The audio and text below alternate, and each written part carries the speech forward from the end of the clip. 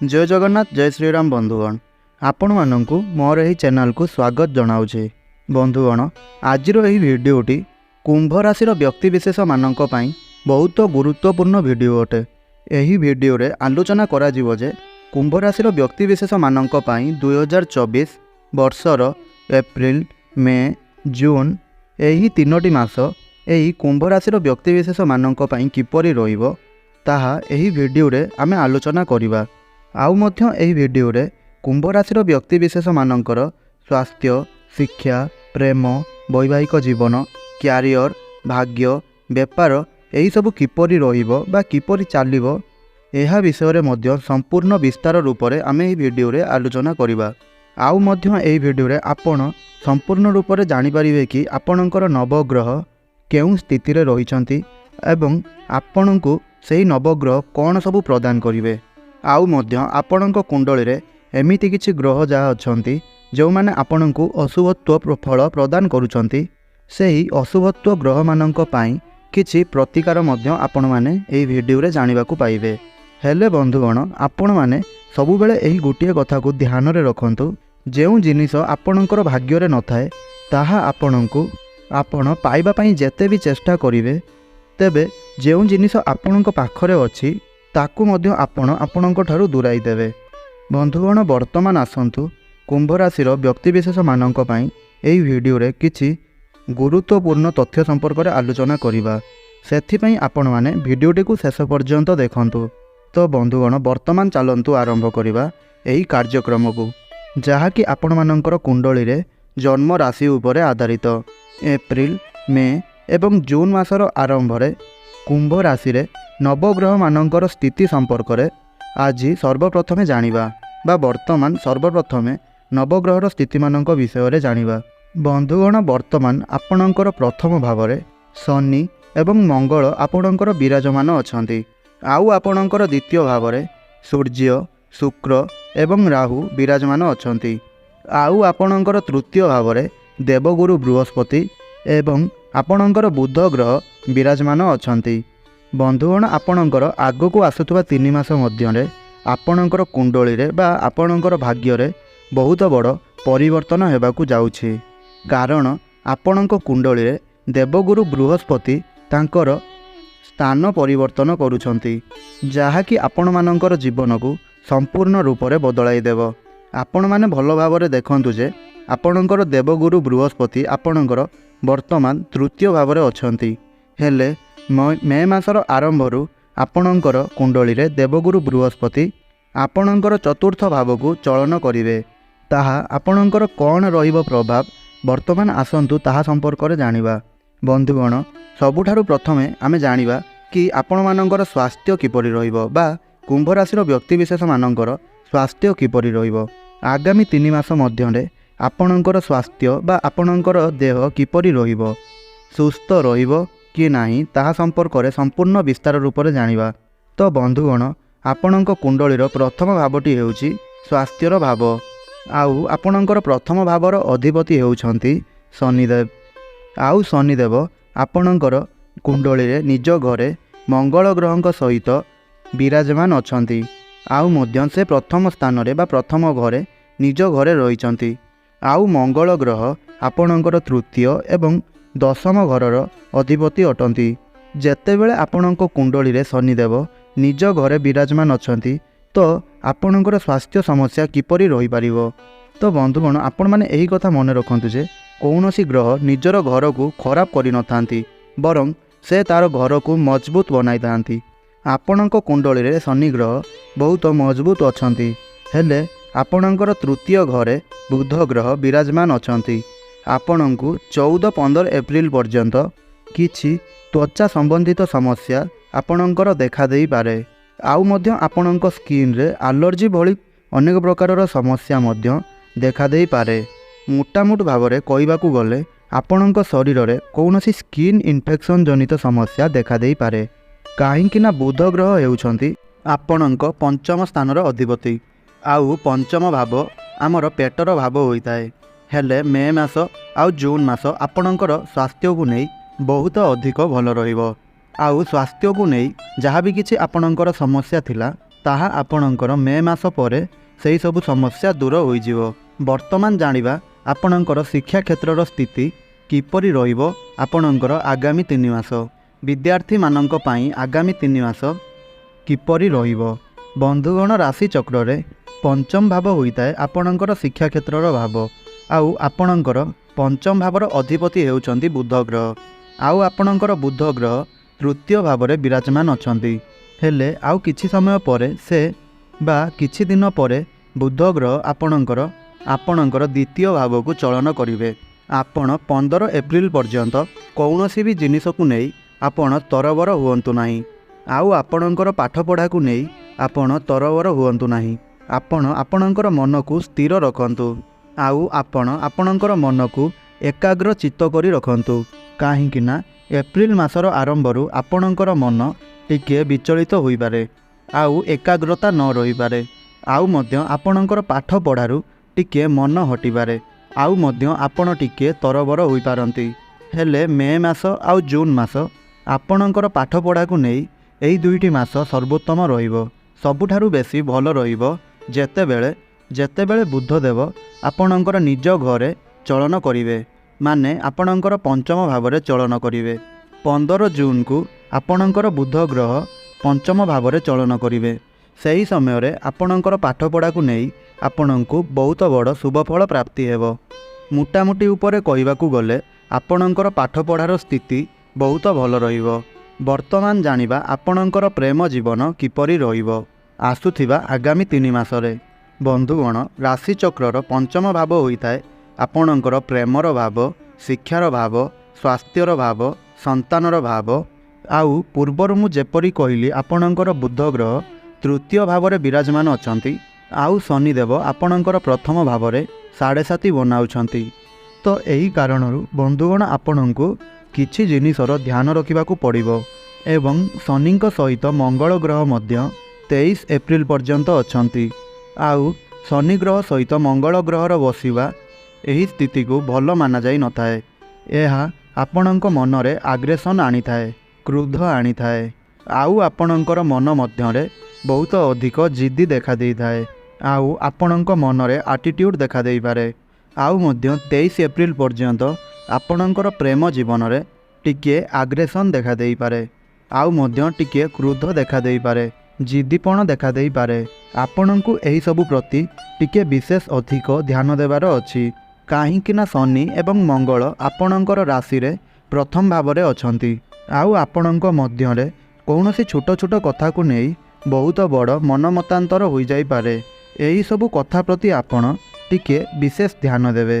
ହେଲେ 23 ଏପ୍ରିଲ ପରେ ଯେତେବେଳେ ଆପଣଙ୍କର ମଙ୍ଗଳ ଗ୍ରହ ଆପଣଙ୍କର ପ୍ରଥମ ଭାବରୁ ବାହାରିଯିବେ, ତାହାପରେ ଆପଣ ଦେଖିବେ ଆପଣଙ୍କର ପ୍ରେମ ଜୀବନରେ ଯାହା ବି କିଛି ସମସ୍ୟା ସବୁ ଥିଲା ତାହା ଆପଣଙ୍କର ଧୀରେ ଧୀରେ ଦୂର ହେବାକୁ ଲାଗିବ। ଆଉ ଯାହା ବି ଆପଣଙ୍କ ମଧ୍ୟରେ ମନାନ୍ତର କଳି ଝଗଡ଼ା ଥିଲା ତାହା ମଧ୍ୟ ଆପଣଙ୍କର ଠିକ୍ ହୋଇଯିବ। ଏବଂ ଆପଣଙ୍କର ସବୁଠାରୁ ଭଲ ହେବ 15 ଜୁନ୍ ପରେ। ଆଉ ଆପଣଙ୍କର ପ୍ରେମ ଜୀବନରେ ବି ହେବ। ଆଉ ଯେଉଁ ବ୍ୟକ୍ତିମାନଙ୍କର କୌଣସି ପ୍ରେମ ସମ୍ପର୍କ ନାହିଁ ସେମାନଙ୍କୁ ନୂତନ ପ୍ରେମ ମଧ୍ୟ ମିଳିପାରେ, କିମ୍ବା ଯେଉଁମାନଙ୍କର ପ୍ରେମ ଜୀବନରେ କିଛି ସମସ୍ୟା ଥିଲା ବା ସେମାନଙ୍କର ସମ୍ପର୍କ ଖରାପ ହୋଇଯାଇଥିଲା, ତ ସେମାନଙ୍କର ସମ୍ପର୍କ ମଧ୍ୟ ଠିକ୍ ହେବାର ସମ୍ଭାବନା ବନୁଅଛି। ଆଉ ଏହା 15 ଜୁନ୍ ପରେ ହେବାର ସମ୍ଭାବନା ଦେଖାଯାଉଅଛି। ଏବେ ଜାଣିବା ଆପଣଙ୍କର ବୈବାହିକ ଜୀବନ କିପରି ରହିବ ଆଗାମୀ 3 ମାସରେ, ଆଉ ଆପଣଙ୍କର ଦାମ୍ପତ୍ୟ ଜୀବନ କିପରି ରହିବ ଆଗାମୀ 3 ମାସରେ। ବନ୍ଧୁଗଣ, ରାଶିଚକ୍ରରେ ସପ୍ତମ ଭାବ ହୋଇଥାଏ ଆମର ଦାମ୍ପତ୍ୟ ଜୀବନର ଭାବ ବା ବୈବାହିକ ଜୀବନର ଭାବ। ଆଉ ଆପଣଙ୍କର ପଞ୍ଚମ ଭାବର ଅଧିପତି ହେଉଛନ୍ତି ସୂର୍ଯ୍ୟଦେବ, ଏବଂ ସୂର୍ଯ୍ୟଦେବ ଆପଣଙ୍କର ଦ୍ୱିତୀୟ ଭାବରେ ବିରାଜମାନ ଅଛନ୍ତି। ଆଉ 14 ଏପ୍ରିଲକୁ ଆପଣଙ୍କର ସୂର୍ଯ୍ୟଦେବ ତୃତୀୟ ଭାବକୁ ଚଳନ କରିବେ, ଆଉ ଉଚ୍ଚସ୍ଥ ହେବେ। ବନ୍ଧୁଗଣ, ସୂର୍ଯ୍ୟଦେବଙ୍କର ଉଚ୍ଚସ୍ଥ ହେବା ଆପଣଙ୍କର ଜୀବନସାଥୀଙ୍କ ପାଇଁ ବହୁତ ଭଲ ଅଟେ। ତାଙ୍କର କ୍ୟାରିୟରକୁ ନେଇ, ତାଙ୍କର ପର୍ସନାଲ୍ ଲାଇଫ୍ ବା ନିଜସ୍ୱ ଜୀବନଶୈଳୀକୁ ନେଇ ଏହା ବହୁତ ଭଲ ରହିବ। ଆପଣଙ୍କର ଜୀବନସାଥୀ ଯିଏ ବି ହୋଇଥାନ୍ତୁ ନା କାହିଁକି, ସେ ପୁରୁଷ ହୁଅନ୍ତୁ ବା ସେ ମହିଳା ହୁଅନ୍ତୁ, ତାଙ୍କର କ୍ୟାରିୟରରେ କିମ୍ବା ପର୍ସନାଲ୍ ଲାଇଫ୍ରେ ବହୁତ ଭଲ ଅଧିକ ଗ୍ରୋଥ୍ ଆସିବ। आउ वैवाहिक जीवनर कथा हेले तो वैवाहिक जीवन आपणक पई बहुत भल रहिबो। हेले आपण माने भल भाबरे देखि रखंतु जे आपणकर शनि आउ मंगल आपणकर प्रथम भावरे अछंती एवं से आपणकर सप्तम भावकु दृष्टि देउछंती। तो सेथिपई आपण टिके निजर क्रोध उपरे टिके अधिक नियंत्रण रक्षा करंतु। आउ कौनसी कथारे जिद्दी मध्य करंतु नाही। खास करी एही एप्रिल मास सरीबा पर्यंत आपण टिके क्रोध करंतु नाही, जिद्दी करंतु नाही बा कौनसी कथारे आपण आग्रेसन देखांतु नाही।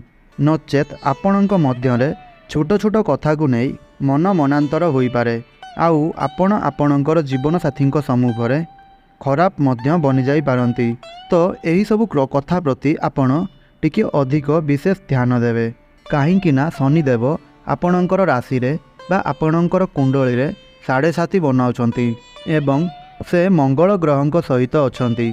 14 एप्रिल रु 14 मे पर्यंत सूर्यदेव आपणकर तृतीय भाव में अछंती आउ 14 मे रु 14 जून सूर्यदेव आपणकर चतुर्थ भाव में रहिबे।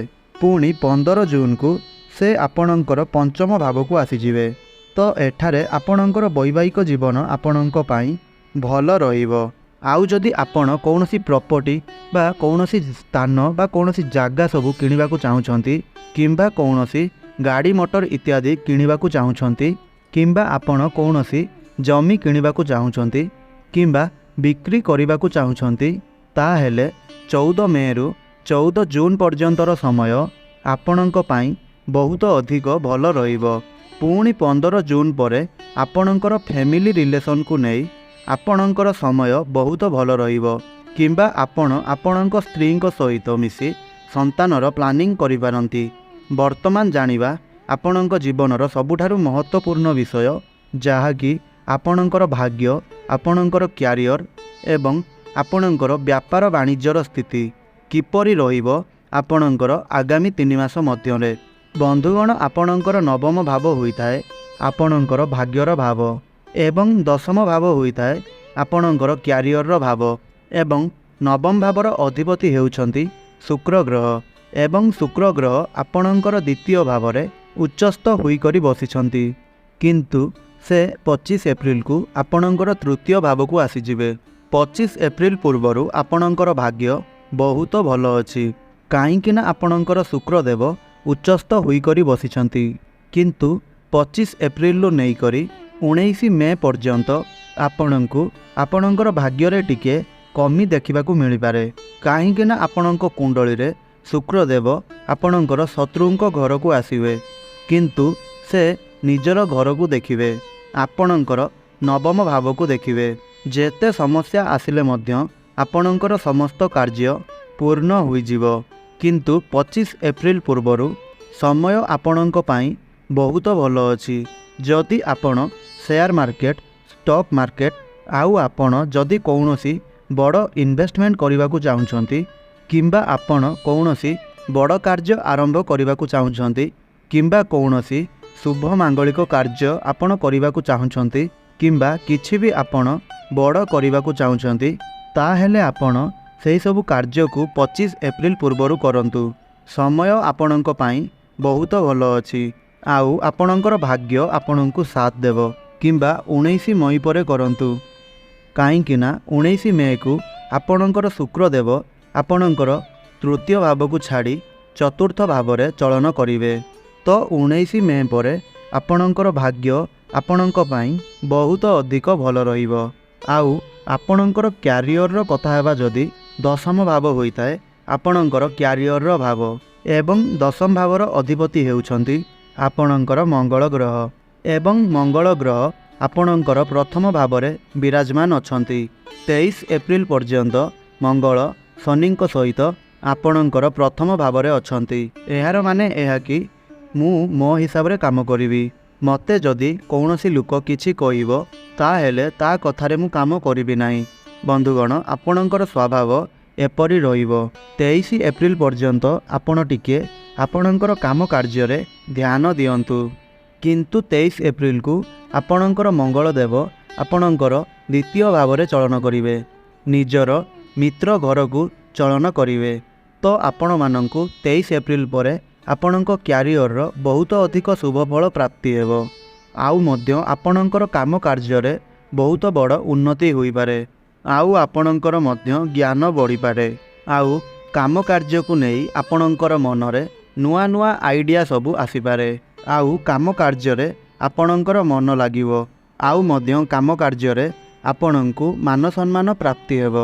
ଆଉ ମଧ୍ୟ ଆପଣ ଆପଣଙ୍କର ସମସ୍ତ କାର୍ଯ୍ୟକୁ ସୁରୁଖୁରୁରେ କରିପାରିବେ। କିନ୍ତୁ ଏହାଠାରୁ ମଧ୍ୟ ଆହୁରି ଅଧିକ ଭଲ ସମୟ ରହିଛି, ଯେତେବେଳେ ଆପଣଙ୍କର ମଙ୍ଗଳ ଗ୍ରହ ଆପଣଙ୍କର ତୃତୀୟ ଘରକୁ ଚଳନ କରିବେ। ମାନେ ଆପଣଙ୍କର ମଙ୍ଗଳ ଗ୍ରହ ନିଜ ଘରେ ଚଳନ କରିବେ, ଆପଣଙ୍କର ତୃତୀୟ ଭାବରେ। ଏହାର ମାନେ ହେଉଛି ଯେଉଁମାନଙ୍କ ପାଖରେ କୌଣସି ପ୍ରକାରର କାମ କାର୍ଯ୍ୟ ନାହିଁ କିମ୍ବା ଚାକିରି ନାହିଁ, ତ ଜୁନ୍ ମାସରେ ସେହିଭଳି ବ୍ୟକ୍ତିମାନଙ୍କୁ ଚାକିରି ମିଳିବାର ଯଥେଷ୍ଟ ସମ୍ଭାବନା ଅଛି। ଆଉ ମଧ୍ୟ ଆପଣଙ୍କର ପ୍ରମୋସନ୍ ହୋଇପାରେ। ଜୁନ୍ ମାସ ଆପଣଙ୍କ ପାଇଁ ବହୁତ ଭଲ ଅଛି। କାମ କାର୍ଯ୍ୟରେ ଆପଣ ରାଜା ଭଳି କାମ କରିବେ। ଆଉ ମଧ୍ୟ କାମ କାର୍ଯ୍ୟରେ ଆପଣଙ୍କୁ ସମସ୍ତେ ସମ୍ମାନ ଦେବେ। ଆଉ ମଧ୍ୟ କାମ କାର୍ଯ୍ୟରେ ଆପଣଙ୍କର ସାହସ ଏବଂ ପରାକ୍ରମ ବଢ଼ିବ। ଯଦି ବ୍ୟାପାର ବାଣିଜ୍ୟର ମଧ୍ୟ କଥା ହେବା, ତେବେ ଆପଣଙ୍କର ସପ୍ତମ ଭାବ ହୋଇଥାଏ ଆପଣଙ୍କର ବ୍ୟାପାର ବାଣିଜ୍ୟର ଭାବ ବା ଡେଲି ଇନକମ୍ର ଭାବ।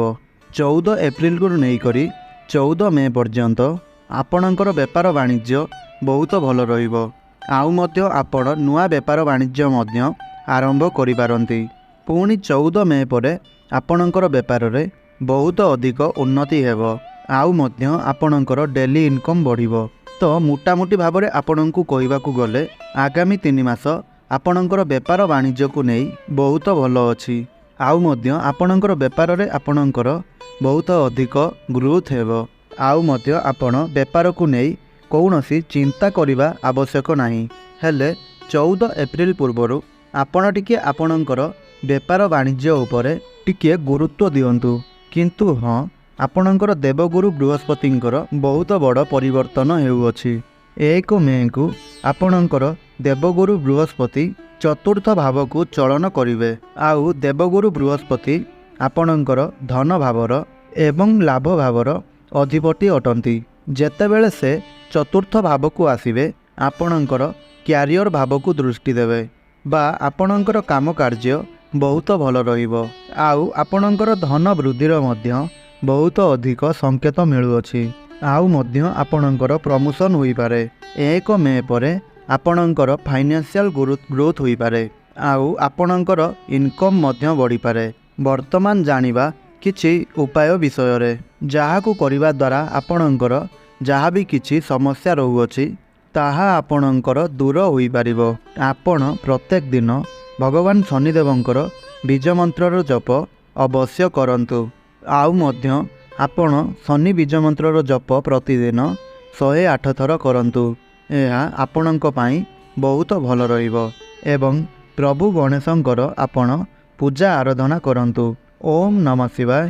ଏହି ମନ୍ତ୍ରର ମଧ୍ୟ 108 ଥର ଜପ ଆପଣ ପ୍ରତିଦିନ କରନ୍ତୁ। ଦେଖିବେ ଆପଣଙ୍କ ପାଇଁ ସମୟ ବହୁତ ଭଲ ରହିବ। ଏବଂ ହନୁମାନ ଚାଳିଶାର ମଧ୍ୟ ପାଠ କରନ୍ତୁ। ଏହାଦ୍ୱାରା ଆପଣଙ୍କର ସମସ୍ତ ବାଧାବିଘ୍ନ ଦୂର ହୋଇଯିବ।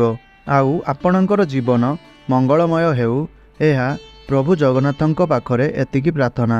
ତେବେ ଯଦି ଆପଣଙ୍କୁ ଏହି ଭିଡ଼ିଓଟି ଭଲ ଲାଗୁଥାଏ, ତେବେ ଆପଣ ଏହି ଭିଡ଼ିଓଟିକୁ ଲାଇକ୍ କରନ୍ତୁ। ଆଉ ତଳେ କମେଣ୍ଟ ବକ୍ସରେ ଜୟ ମା ଲକ୍ଷ୍ମୀ ନିଶ୍ଚୟ ଲେଖନ୍ତୁ। ଆଉ ଏହି ଭିଡ଼ିଓଟିକୁ ଆପଣଙ୍କର କୁମ୍ଭ ରାଶିର ଥିବା ସାଙ୍ଗସାଥି କିମ୍ବା ପରିବାର ସଦସ୍ୟମାନଙ୍କ ମଧ୍ୟରେ ନିଶ୍ଚୟ ସେୟାର କରନ୍ତୁ, ଯାହା ଫଳରେ ସେମାନେ ମଧ୍ୟ ଏହି ଭିଡ଼ିଓର ଫାଇଦା ନିଶ୍ଚୟ ଉଠାଇ ପାରିବେ। ଆଉ ଯଦି ଆପଣ ଆମର ଏହି ଭିଡ଼ିଓ କିମ୍ବା ଆମର ଏହି ଚ୍ୟାନେଲକୁ ପ୍ରଥମ ଥର ପାଇଁ ଭିଜିଟ୍ କରୁଛନ୍ତି, ତେବେ ଆପଣ ଆମର ଏହି ଚ୍ୟାନେଲଟିକୁ ନିଶ୍ଚୟ ସବସ୍କ୍ରାଇବ୍ କରନ୍ତୁ। ଆଉ ପାଖରେ ଆସୁଥିବା ବେଲ୍ର ଆଇକନ୍କୁ ପ୍ରେସ୍ କରି ଅଲ୍ରେ ସିଲେକ୍ଟ କରନ୍ତୁ, ଯାହା ଫଳରେ ଆମେ ପ୍ରତିଦିନ ଅପଲୋଡ଼ କରୁଥିବା ଭିଡ଼ିଓ ଆପଣଙ୍କ ପାଖରେ ସର୍ବପ୍ରଥମେ ପହଞ୍ଚି ପାରିବ। ଆଉ ଆପଣମାନେ ଆମର ଏହି ଭିଡ଼ିଓଟିକୁ ଶେଷ ପର୍ଯ୍ୟନ୍ତ ଦେଖିଥିବାରୁ ବହୁତ ବହୁତ ଧନ୍ୟବାଦ। ଜୟ ଶ୍ରୀରାମ, ଜୟ ଜଗନ୍ନାଥ।